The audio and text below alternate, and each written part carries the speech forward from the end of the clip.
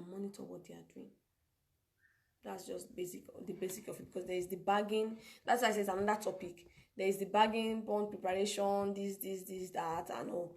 So most of the time, to save you the drama and the stress, it's good to watch what they are doing. It's good to participate because of later. But oftentimes, let the professionals get it done. They already know what to do. They know the sizes to cut. They know how deep it should be, how wide it should be, and all that. Then when it comes to the production per se, there's one thing first, which is water quality. Initially when I talked about site selection, the first thing I also spoke about was water. So in production again, water quality. All these things I'm talking about, they are the technical aspect, but they are what determine how profitable or how successful your catfish business would be. So water parameters is another important topic that also is usually discussed separately. I will ever brush through it briefly. There are some parameters you need to check out for in your water. There's the pH, the dissolved oxygen, the temperature, the nitrate level, the ammonia and ammonium level, the total dissolved solids, and all.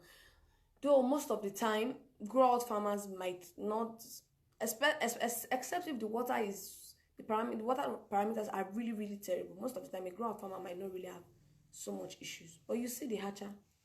Why I was saying the other time that the hatchery and the breeding aspect is very complicated. Yeah. You see the hatcher, he has to be really careful. Just one tweak in his water parameter can make him lose all of his labor. So that's why it's water parameters is another thing. The water quality is another thing that has to be discussed. And personally, I have because sometimes another issue is that water kits might be expensive to acquire, like the good ones, the major kits can be expensive to acquire. So I have the kits, and my other colleagues in the technical department, Pan Nigeria, have these kits, and we run these tests for people all around. Like, you could just call us wherever your location is. There's always somebody close to your location that could run this tests for you. So the acceptable range for pH is between 6.5 to 7.5, then maximum 8.5. Anything after 8.5, it's deadly. And anything below 5.4 downward is extremely deadly as well. So you need to be careful. You need to always measure your pH, especially in the morning at sunrise. Like, you need to always ensure that your pH stays steady to avoid stories that touch. Then because if the pH is very low, it becomes really acidic, just like our those that did science, chemistry, and all. Just like the litmus test, the pH, the acidity, the level of acidity or alkalinity of the water. So once it's like 4 down, it's really, really acidic, and it could lead to acid poisoning. Once it's also above 8.5, it's very alkaline, and it could also cause damage to the fish. So the temperature is usually within 26 to 32 degrees, because extremely low temperature will depress growth rate, and extremely high temperature would affect solubility of oxygen, and it could lead to, what will I call it now, like poisoning due to all these gas bubbles. Yeah. Then the DO level just the dissolved oxygen level. So all these things are intertwined too. Sometimes when the temperature is too high, it affects the oxygen level. If it's too low, it affects pH and all that. It's a topic we can also discuss separately. But and there are ways to control it. For instance, if your water acidity is much, there are ways to regulate it. You could either you call your water people, the people who take your water, or whoever is your aquaculture consultant around your aquaculture. Once they come, they know how to go about it. Then there's the aspect of the feed and nutrition. This is also critical, because the thing you narrow down, once you have a problem on your farm, the moment you check your water parameters and everything is fine, the history of the fish, and the fish history is not so bad, because we don't have any fish that has perfect history in Nigeria for now. There's a lot of inbreeding depression. It has been affecting the quality of fish. Like, all our fish now are just brothers and sisters, cousins and all, which is very bad. That's another topic I'll discuss entirely. it's really, really bad. So for now, we don't have perfect fish, like perfect fish, but at least if it's still reasonable, and then your management practices are also okay. After all these things, and you still have issue, then you have to check your feed, either your feed quality or your feeding pattern, and all that. So it's important. Feed and nutrition is a very important aspect to determine how profitable you're going to be, because there's something about it. Like, for instance, now if I want to feed fish for 3 months, I already know how many kg or how many bags of feed I'm going to feed them. If at that 3 months I don't get that, I'm beginning to have issues.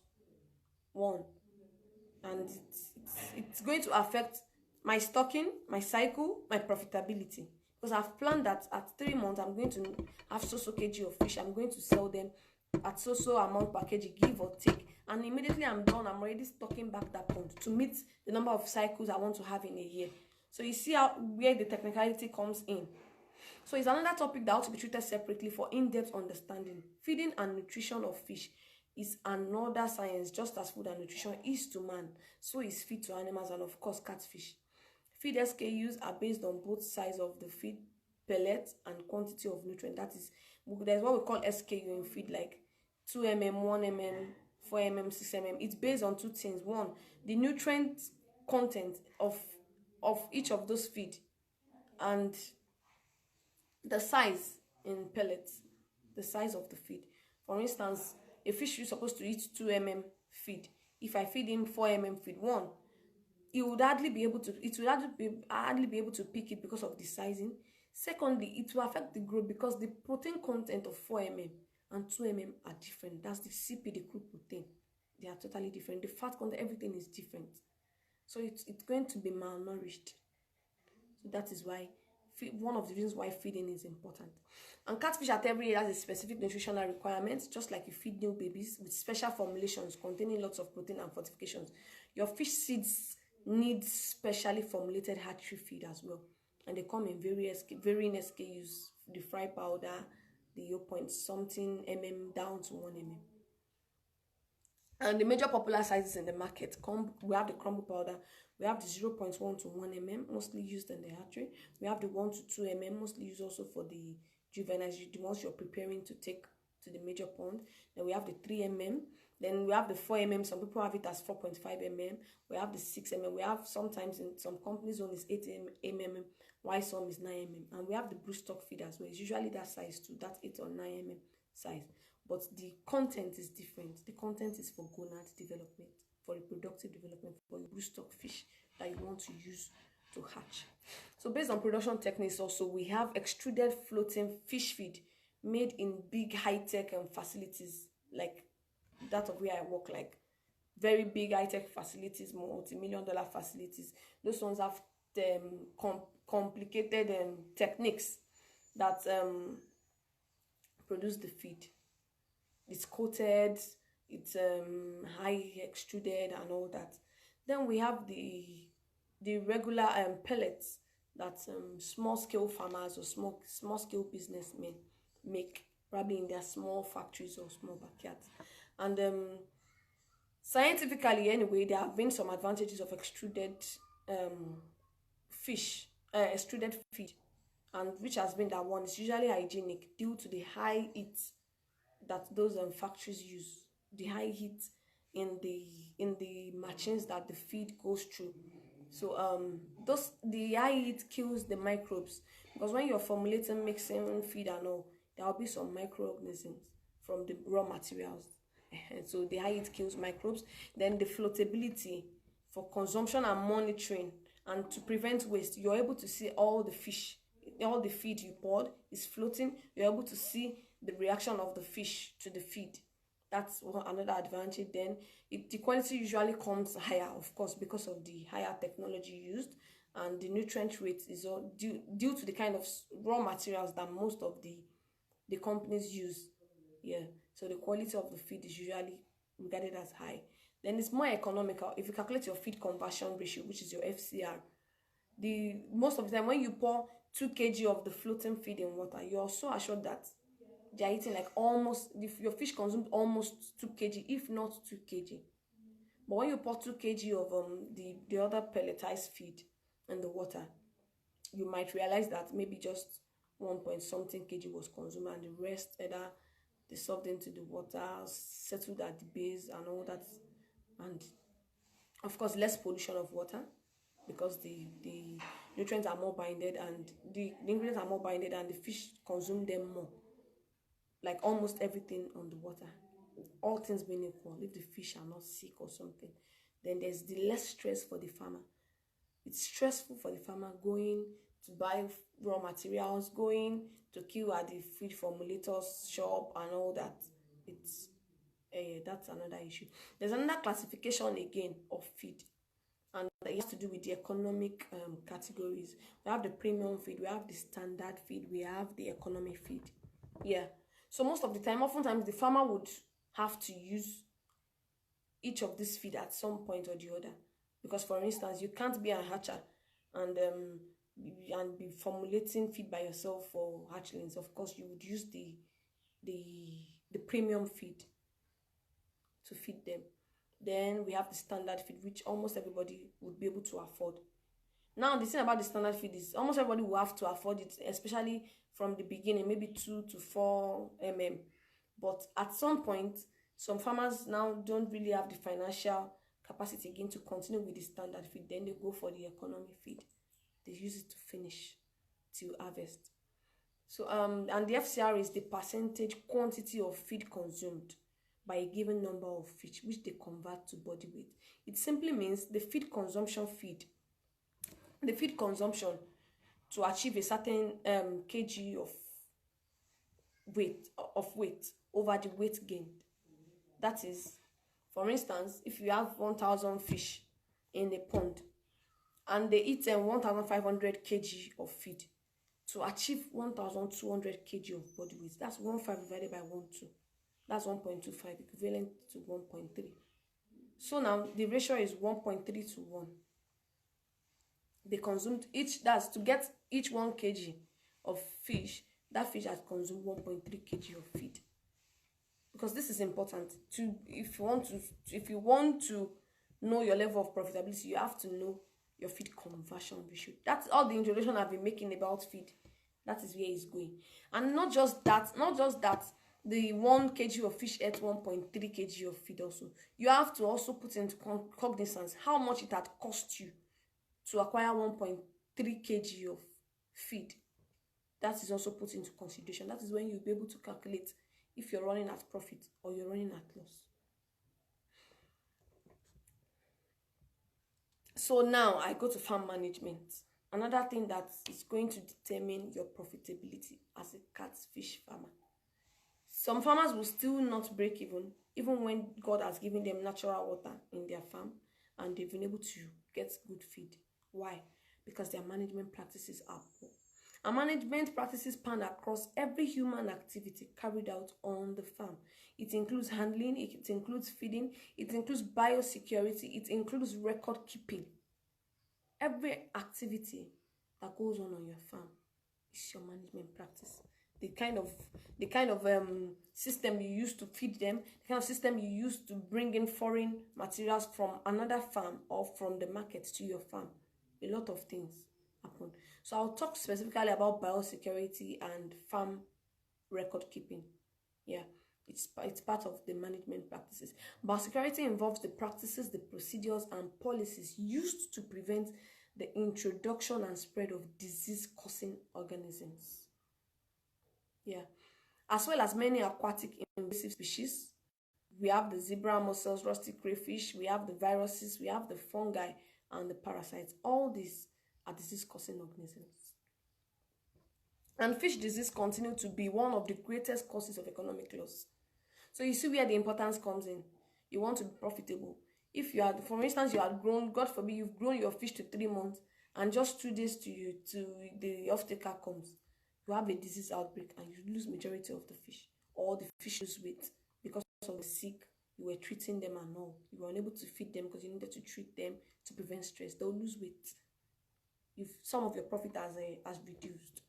So biosecurity is important, and a lot of farms, to be honest, do not practice biosecurity, especially in this Nigeria.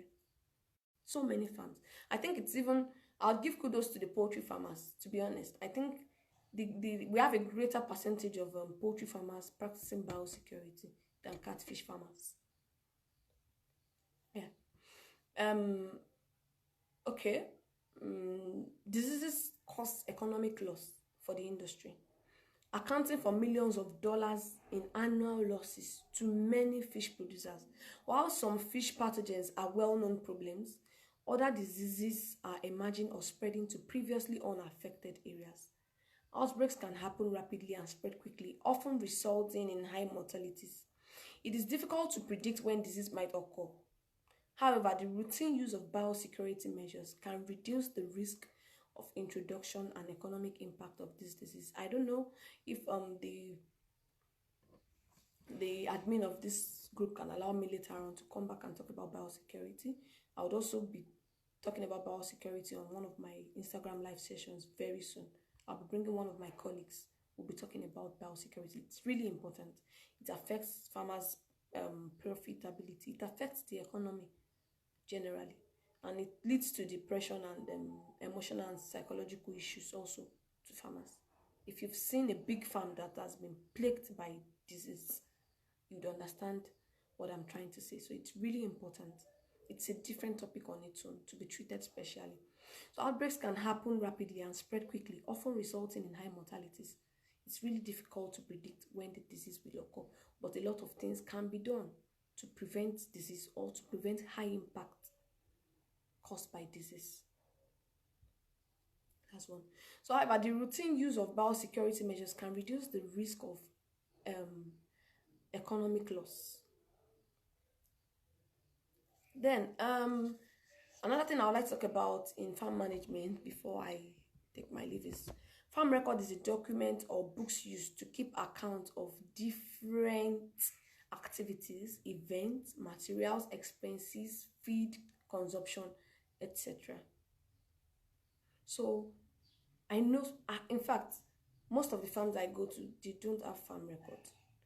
There are some of my farmers I specially gave farm record books to, but each time I come visiting, they don't write those things. And I know some farmers too who keep records. Kudos to them. I have so many of them too, and I'm very proud of them.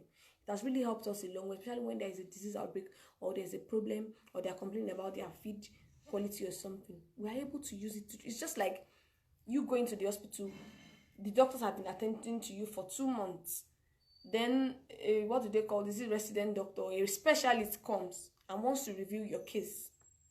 Then he asks for your hospital file, and they say you don't have a file. Like, tell me, how does the specialist start? Where does it start from?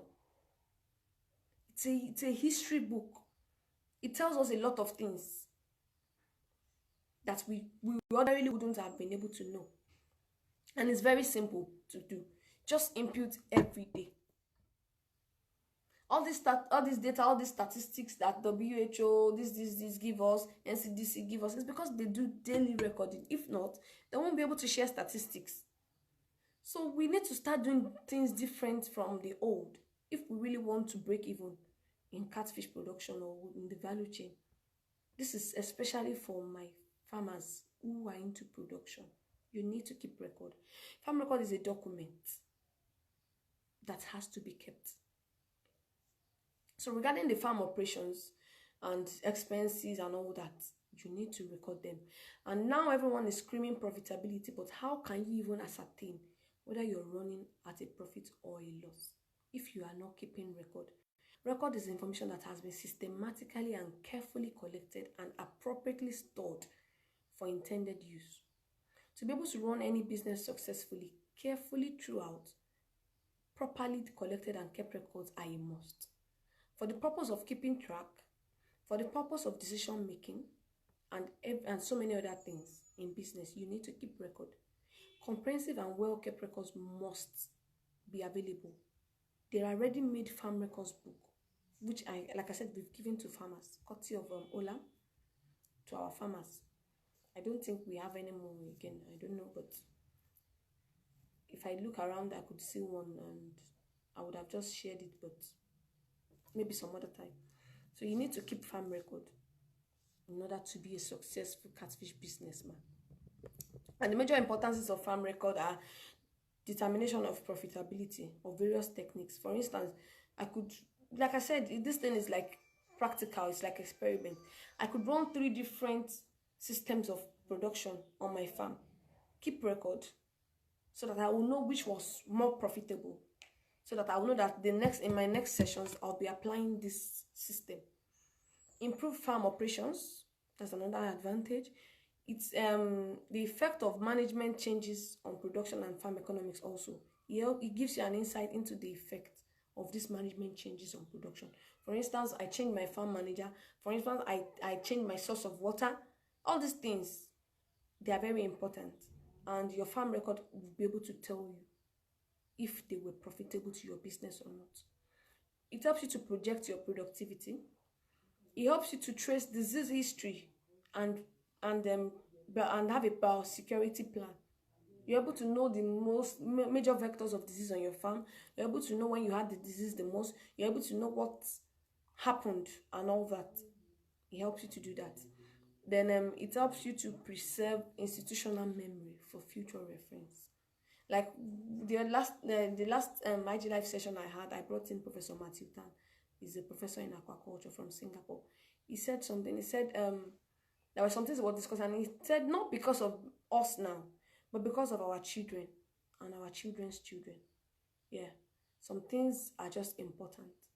For instance, right now, a lot of information from the Spanish flu in 1918, 1919, 1920 are being used to project certain things for this present COVID-19 pandemic that is happening. If there were arranged records, how would they be able to dig out those information? Records must be taken. Then farm operations. When you take records, it helps you to predict which farm operation is best. Then you can use it to compare efficient use of input and capital. Yes, the farm record helps you to do that. Then it helps you to determine input requirements for specific points at various stages of production. You know, it's like a history book. The more record you keep, the more you're able to predict, what should I do with this? What should I do with this? What should I do with this? And it, above all, it helps you to project your harvest. When you have farm records, you've had records in the past, you knew that when you use 1,200 kg of feed for so you got this. You did it in the second time you did. It puts you on track to project. So if you're not getting the same or a little less or more, you already know that there's something wrong. There's fire on the mountain. Then I'll talk about processing or preservation. It's a major I call it underexploited or underexplored. And I've been advising, in all my sessions so far, I've been advising people, farmers, agribusiness professionals, everybody, so let's look more into processing and preservation. It's affecting us right now. So many people have catfish, nowhere to sell because of the lockdown. Because most of the catfish consumption goes to this live consumption. A lot of people don't still see catfish as something to keep at home, to cook soups every time, except maybe those who buy the dried fish. Everybody just thinks it's the fun kind of fish, like for enjoyment. Go and eat barbecue, go and eat pepper soup outside, and now that all those places are on lockdown, the farmer is having issues. Some are already running at a loss because they've passed the targets with they are supposed to sell. Some are beginning to buy feed on credit just to sustain those fish. We don't even know what's still going to happen yet. So processing and preservation is one aspect of this business that we really, really need to look into. And the truth is, it's not easy for individuals to go into it. So I would advise, we need to start collaborating. People who have the technique can collaborate with people who have the money, people who have the knowledge, and all that. We can come together and begin to have more processing and preservation facilities. It will save us a whole lot of stress. It will save us food waste. It will save us hunger. It will save us from poverty. That being said, I would like to talk about sales and distribution. And this is just another broad aspect of catfish farming. You can be a distributor of both fish and feed.